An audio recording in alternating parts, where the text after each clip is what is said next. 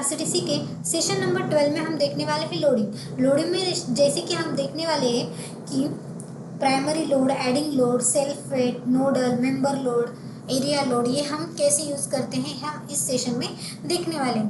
अभी सबसे पहले हम एक बीम ड्रॉ करते हैं या फिर with the help of node या फिर with the help of grid हम एक स्पेशल बीम ड्रॉ करते हैं। जैसे कि अभी मैंने यहाँ पे किया, देन 7.5 इस डिस्टेंस पे हमें सेकंड पॉइंट चाहिए 7.5।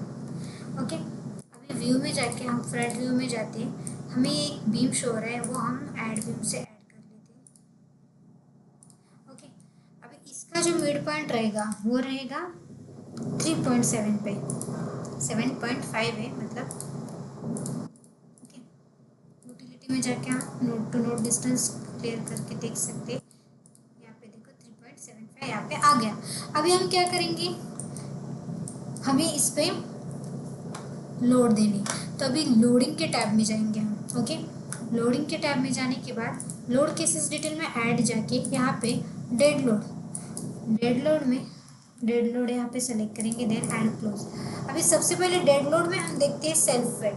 ओके, डेड लोड में जाके हमने ऐड पे क्लिक किया तो एक टेबल ओपन होता है। उस टेबल में से हम क्या करते हैं, सेल्फ वेट जो है वो ऐड और क्लोज। उसके बाद ये बीम सेलेक्ट करते हैं या फिर हम असाइन टू व्यू भी कर सकते हैं डायरेक्टली, बीम अगर नहीं देना मतलब ये पूरे व्यू को क्या आता है, हमारा सेल्फ वेट असाइन हो जाता है। ओके, तो सबसे पहले जो हमारा लोड में टॉपिक था वो था सेल्फ वेट का, जो कि हम -1 कांस्टेंट 1 कैरी करते हैं। उसके बाद अब हम देखेंगे नेक्स्ट डेड लोड में ही मेंबर लोड ऐड करेंगे। अभी एक ही बीम पे हम क्या करेंगे, नोडल लोड, मेंबर लोड। अभी मेंबर लोड है वो यहाँ पे स्पेसिफाई करेंगे हम माइनस में, क्योंकि वर्टिकल अपवर्ड डायरेक्शन से जो लोड आता है वो माइनस में आता है और जो डाउनवर्ड डायरेक्शन से आता है वो प्लस में आता है। अभी यहाँ पे मैं -3 स्पेसिफाई करती हूँ, देन ऐड एंड क्लोज। इसको सेलेक्ट किया और इसको भी सेलेक्ट किया। इन दोनों को बीम को मैं मर्ज कर लेती हूँ अभी ज्योमेट्री में जाके, जैसे कि हमने प्रीवियस सेशन में देखा था कि हम बीम मर्ज कैसे करते हैं। Go to merge tab, control hold करके देन मर्ज देन क्लोज। अभी ज्योमेट्री में जाके ये वाला बीम यहाँ पे हमें शो हो रहा है। अभी इसको सेलेक्ट करके assign to selected beam, assign yes. इस तरह से हमने क्या ऐड किया, अभी सबसे फर्स्ट मेंबर फोर्स। ओके, अभी इस तरह हमारा जो मेंबर लोड है उसमें यूनिफॉर्म फोर्स है, यूनिफॉर्म मूवमेंट है, देन कॉन्सेंट्रेटेड फोर्स है। हमने सबसे पहले यूनिफॉर्म फोर्स देखा। यूनिफॉर्म फोर्स मतलब रहता है यूडीएल, जो कि पूरे बीम पे आपका एक्टिवेट होता है। अभी मैंने ये जो किया है, ये वाला बीम, ये पूरे बीम पे, अभी इसका हमें कुछ स्पेसिफिक डिस्टेंस, जैसे कि कहाँ से स्टार्ट होता है, 0 से स्टार्ट हो रहा है, मुझे हाफ बीम पे चाहिए, कहाँ तक चाहिए मुझे 3.75 पे। या फिर मैं इसको भी एडिट कर सकती हूँ, एडिट में जाके स्टार्टिंग 0 और 0 3.75।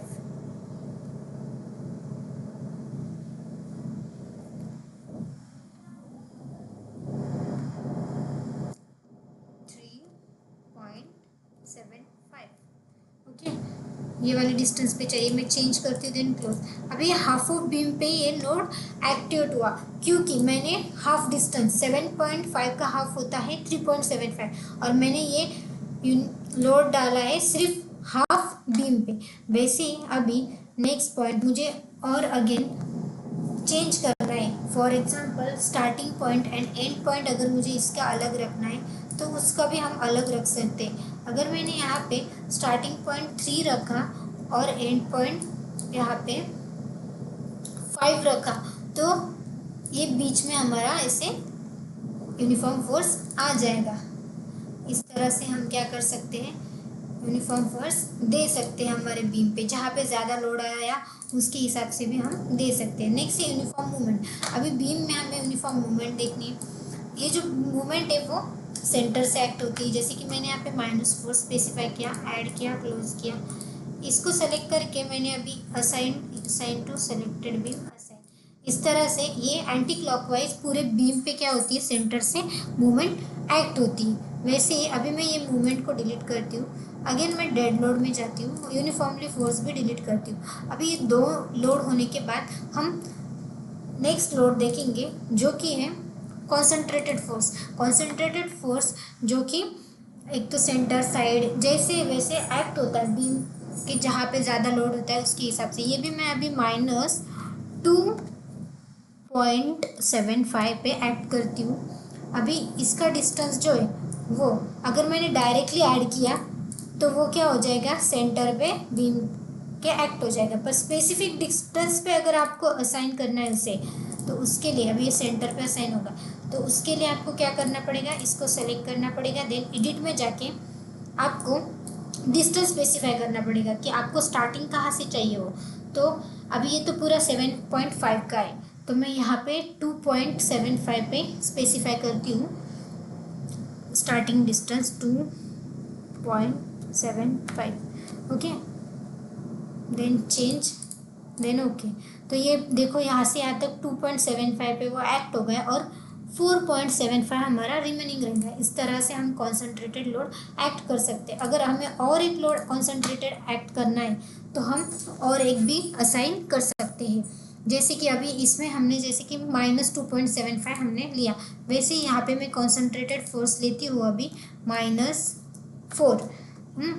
डिस्टेंस स्पेसिफाई नहीं करती, डायरेक्टली ऐड करती, ये ऑटोमेटिकली मिडल पे एक्ट होगा। अगर डिस्टेंस करना है तो आप स्पेसिफाई कर सकते हो कि आपको कितने डिस्टेंस पे ये चाहिए, उसके हिसाब से ये हो जाएगा। अभी मैं इसको सेलेक्ट करके assign to selected beam assign, then yes. अभी ये सेंटर पे हमारा दूसरा कॉन्सेंट्रेटेड फोर्स एक्ट हो गया। देन डेड लोड में अगेन में हमारा नेक्स्ट टाइप देखेंगे लोडिंग का। जैसे कि अभी हमने मूवमेंट देखा, यूनिफॉर्म फोर्स देखा, कॉन्सेंट्रेटेड फोर्स देखा, उसके बाद नेक्स्ट है कॉन्सेंट्रेटेड मूवमेंट जो सिर्फ सेंटर से ही, ये पूरे बीम पे एक्ट करता है और ये सिर्फ सेंटर पे ही एक्ट करता है।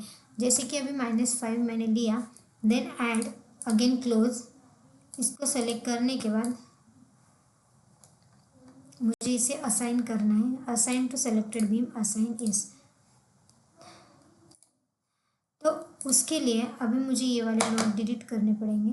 जो प्रीवियस लोड है वो डिलीट करने के बाद ही हमें शो होता है। देखो ये सिर्फ सेंटर पे एक्ट होता है, जो कि पहला वाला जो था वो ये कॉन्सेंट्रेटेड मूवमेंट है जो कि सिर्फ सेंटर को एक्ट होता है, और जो यूनिफॉर्म है वो पूरे बीम पे एक्ट होता है। ऐसे दो टाइप के मूवमेंट है जो हम स्ट्रैटफोर प्लस आरसीडीसी में यूज़ करते हैं। अभी हमारा जो नेक्स्ट रहेगा मेंबर लोड में वो रहेगा लीनियर वैरिंग। लीनियर वैरिंग मतलब एक साइड से कम और दूसरी साइड से ज़्यादा। अभी फर्स्ट साइड से जैसे फॉर एग्जांपल -1.5 आता है, वैसे ही थर्ड से -3 आता है। इस तरह से वाई पे हम इसे ऐड कर सकते हैं, ऐड एंड क्लोज। उसके लिए अभी मुझे पहले वाले लोड वापस से डिलीट करने पड़ेंगे। अभी ये वाला मैं असाइन करती हूँ इस बीम पे, assign to selected beam, yes. देखो यहाँ से कम दिख रहा है और एंड में जाते ही वो यहाँ पे बढ़ गया। उसके हिसाब से मैं इसे एडिट करके और यहाँ पे -5 कर सकती हूँ, देन चेंज, देन ओके। इस तरह से एक बड़ा और एक छोटा। अगर आपको सिर्फ यहाँ से स्ट्रेट ट्रायंगल फॉर्म में अगर वो लोड करना है तो उसको एडिट करके मैं W3 में यहाँ पे -4 लोड एक्ट करती हूँ वाई लोकल पे, ऐड एंड क्लोज। तो इस तरह से वो क्या हो जाएगा, अगर W3 हमने यूज़ किया तो वो सेंटर पॉइंट से ट्रायंगल शेप में ये एक्ट होता है।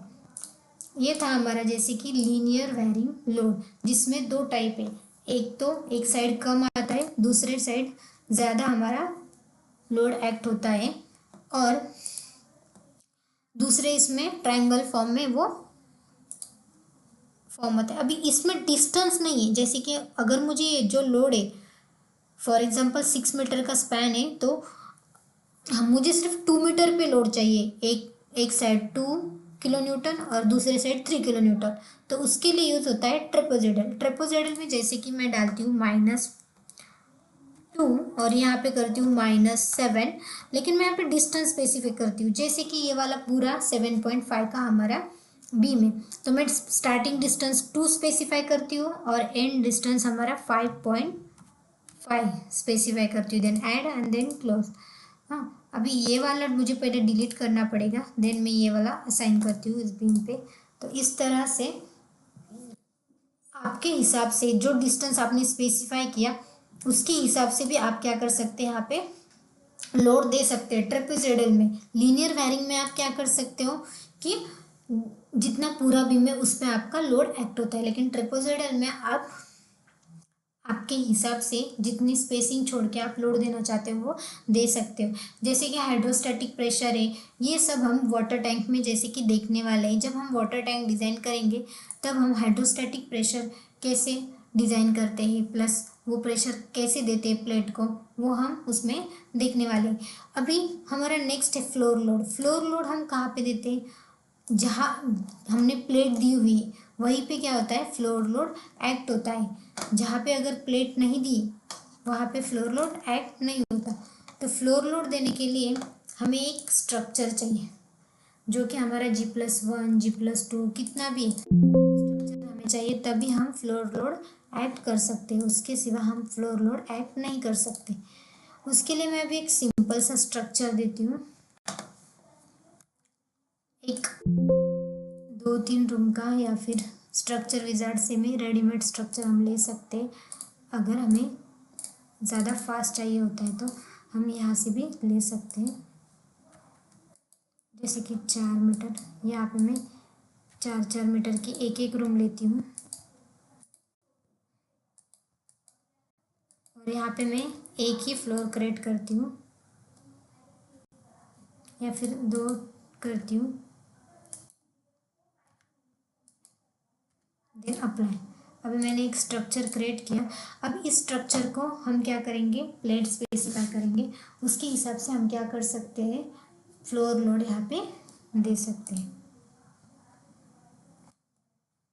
अभी सबसे पहले हमें इसे प्लेट देना है। जैसे कि मैंने प्लेट देना आपको बताया कि हम क्या करते हैं, ऑब्जेक्ट सेलेक्ट करके, सेलेक्टेड ऑब्जेक्ट करके यहाँ पे प्लेट स्पेसिफाई करते हैं, तभी हमारी वो accurate corner to corner plate specify होती है। जैसे कि ज्योमेट्री में जाके हम ऐड प्लेट को सेलेक्ट करके यहाँ पे प्लेट दे सकते हैं। प्लेट देने के बाद हमें उसको प्रॉपर्टी भी देनी पड़ती है। विदाउट प्रॉपर्टी हम, अभी ये वाला फ्लोर है, इस पे हम क्या कर सकते हैं, फ्लोर लोड एक्ट कर सकते हैं। जैसे कि फ्लोर लोड हम देते हैं, डेड लोड में ऐड करते हैं फ्लोर लोड, और जैसे कि फ्लोर लोड हमारा डिपेंड करता है जो कि हमने ग्रेड ऑफ कंक्रीट कितना यूज़ किया है उसके हिसाब से हमारा फ्लोर लोड। जैसे कि अभी हमने 25 का ग्रेड ऑफ कंक्रीट यूज़ किया है तो हम -3.75 यहाँ पे ऐड करते हैं। और जो हमारी वायर रेंज है वो कितनी है, तो हमारी जो वायर रेंज है वो 0 से 3 मीटर तक है, या फिर 0 to 6 मीटर हम स्पेसिफाई कर सकते हैं। अभी हम इसको व्यू में जाके डिस्प्ले स्ट्रक्चर करते हैं, जिससे हमें हमारा पूरा स्ट्रक्चर जितना है उतना शो होगा। And then click on load. अभी आपको देखो ऐसे फ्लोर लोड शो हो रहा है। जहाँ पे हमारी प्लेट रहती है या हमारा फ्लोर स्लैब रहता है वहीं पे हमारा फ्लोर लोड एक्ट होता है। तो ये थे स्टैडपुल प्लस RCDC में यूज़ होना रहे लोड केसेस डिटेल, जो कि डिफरेंट टाइप के लोड इसमें हम क्या करते हैं, यूज़ करते हैं।